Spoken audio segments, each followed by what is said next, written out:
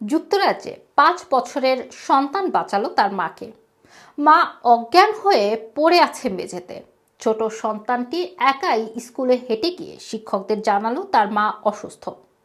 5 বছর বয়সী poppy Davies সবাইকে অবাক করে দিয়েছে। ব্ল্যাকউডের পপি ডেভিস নামের একটি মেয়ে শিশু তার বাবা মায়ের সাথে থাকে। এক রাতে তার বাবা নাইট শিফটের ডিউটিতে থাকার সময় তার মা 35 বছর বয়সী লেইসা ডেভিস অসুস্থ হয়ে পড়েন। রাতে তার অবস্থা এতটাই খারাপ হয়ে যায় যে তিনি সেন্সলেস হয়ে যায়। অল্প বয়সী এই মেয়ে শিশুটি কি করবে সেটা বুঝতে পারছিল না। সে তার বাবাকে ফোনও দিতে পারেনি। তবে পরদিন সকালে স্কুলে গিয়ে সে তার ক্লাস টিচারকে জানায় যে তার মা বাড়ির মেঝেতে সেন্সলেস হয়ে পড়ে রয়েছে।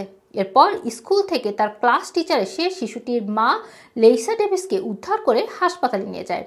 এই ঘটনায় কয়েক সপ্তাহ আগে লেসার অন্ত্রে একটি সার্জারি করা হয়। তিনি বেশ কয়েকদিন হাসপাতালেও ভর্তি ছিল। হাসপাতাল থেকে ছাড়া পেয়ে তিনি কাজে ফেরেন। এরপর আবারও অসুস্থ বোধ করতে থাকেন।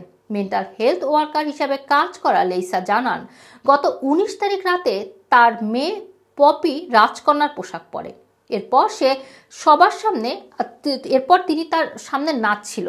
আগে থেকে অসুস্থ বোধ করায় তার নাচ দেখতে দেখতে তিনি অজ্ঞান হয়ে যান। তিনি অজ্ঞান হওয়ায় সে কি করবে বুঝতে পারছিল না।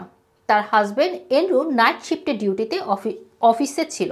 এই অবস্থায় তার মেয়ে তার পাশে বসেই রাত কাটিয়ে দেন। পরদিন সকালে রাজকন্যার পোশাক পরেই সে স্কুলে গিয়ে তার সেন্সলেসের কথা টিচারদের জানান।